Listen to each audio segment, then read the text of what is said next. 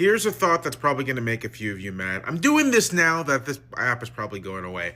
One sign that you might be a low trust and incurious person is that you think not knowing something is because you're being lied to, rather that you just didn't bother to look it up. I'll say that again. You think that not knowing something or something being new to you is a sign that you've been lied to, rather than you just didn't bother to look it up. I've noticed a lot of these videos about, oh, they didn't tell us that people in China had parks and restaurants and they had phones and lived in apartments and such. And I keep seeing them. I'm like, what do you mean they? Like, these are things I knew, you know? These are things that many people I know knew. I know my neighbor goes to China all the time as part of her job.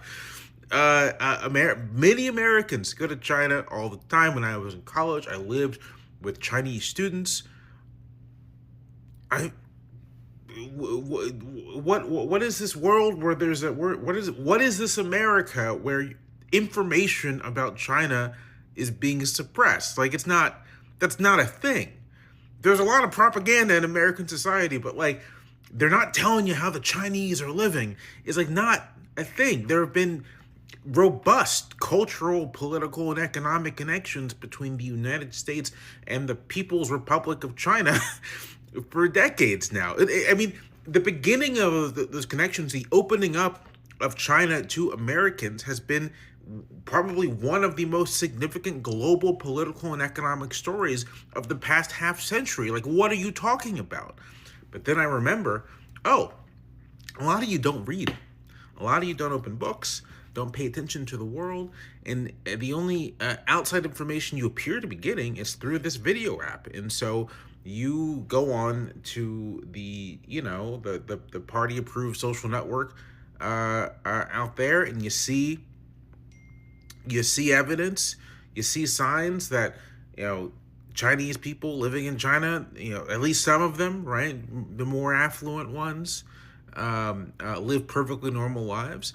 And you take that to mean that you've been lied to, rather than just, I didn't bother looking it up.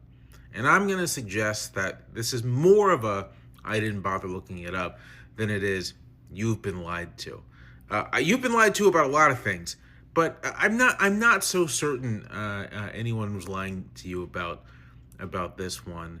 And I would say that these are the perils of having a stance of low trust, because I think it actually inculcates and encourages a certain amount of incuriosity. Feel free to yell at me about this take. I don't care.